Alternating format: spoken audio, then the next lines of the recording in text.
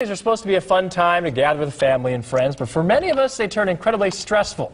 We can't help you get along with your in-laws or anything like that, but our friends from Kowalski's have some great tips to simplify at least the menu. So let's say welcome to Culinary Director Rachel Perrin. Good morning, Rachel. Good morning. Thanks for coming in this morning. I can't believe we're talking about this already. I think I spit all over your food there.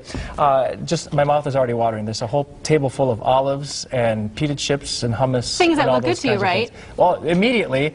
And things that don't look like they took a lot of cooking. And that's the key here. We're talking about effortless holiday entertaining, but we're doing things that obviously, as you say, look really good. We're using cocktail party standards, favorite recipes that you've seen done a million times, but we're going to do two things with them. We're going to dress them up, kind of glam them up for the party, make them look really fun, and we're actually going to do something else when we do that. We're going to add a little bit of a flavor boost as well. So we're going to do two things at one time. So what you're saying is oftentimes we overcomplicate things. Absolutely. Especially for something like a cocktail party, which is supposed to be good but simple foods. Simple foods. And the thing is, it's okay to buy store-bought things. It's okay to buy prepared items. That doesn't mean you don't care? It means I do care, but I want you to buy really good quality things. Okay. So we're going to look at three of these standard recipes, and the first one being this melon and prosciutto. It's been done forever because it works. It's really a great classic combination. It's the fancy ham, right? But it's the fancy way to do ham. But instead of futzing with it here and kind of making it complicated and wrapping the prosciutto around the melon and sticking it with the pick, we're going to do a little rustic style,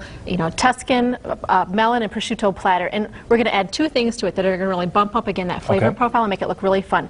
I'm going to start with a little bit of this acacia honey. It's just a nice Tuscan imported honey, and what we're going to do is really light in color. It's a beautiful honey for drizzling because it's not like some of those other honeys that's really sticky and you need to warm it to get it where you want it. Look, this is just a beautiful sheen and a great sweet flavor. Glaze on it, a little bit of a glaze, but I'm going to have you grab this rosemary right here in the front. And we're actually, how about you? Let's do a little sprinkling? Sprinkle! You can be the sprinkle master today.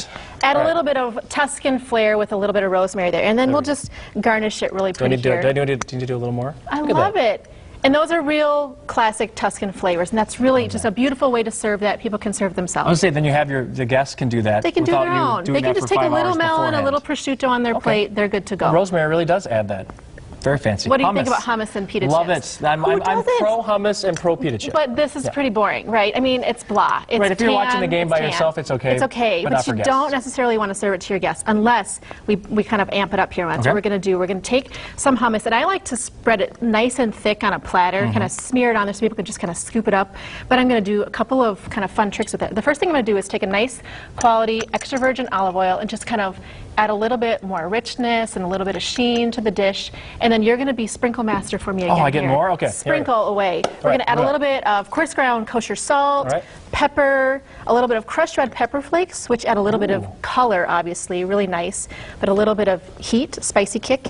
And then also, we're going to do two other Mediterranean elements. We're going to do a little bit of oregano and then a little bit of fresh lemon zest, which I'm just going to pull off this lemon here with a microplane while you finish up there. Look at that.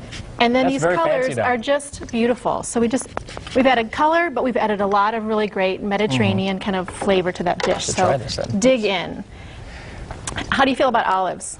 I'm pro olive. I'm a big olive fan. Very much so. Oh, that's really good. They're done, again, a lot because everybody loves them. They're simple. You don't have to bother with cooking them.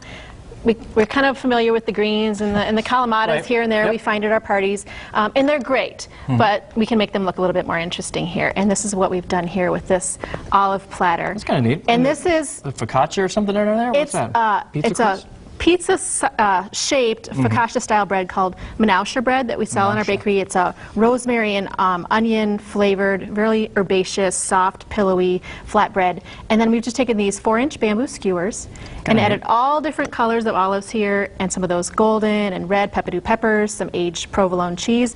Don't have to get your fingers messy either. And really a good combination, as you've mentioned throughout, of buying something that you can save some time on, but then adding a little bit of your own flair to it, so it doesn't look like it came right off of a platter, because that's what people want to avoid if they're having people over. And I think the thing is, if you're going to use simple flavors, just use really great quality ones. Get a good hummus, use great olive oil, use great honey, you can taste top quality prosciutto, top quality cheese. It's can't miss. All right, the big worry then, once you have the menu decided, it's the numbers.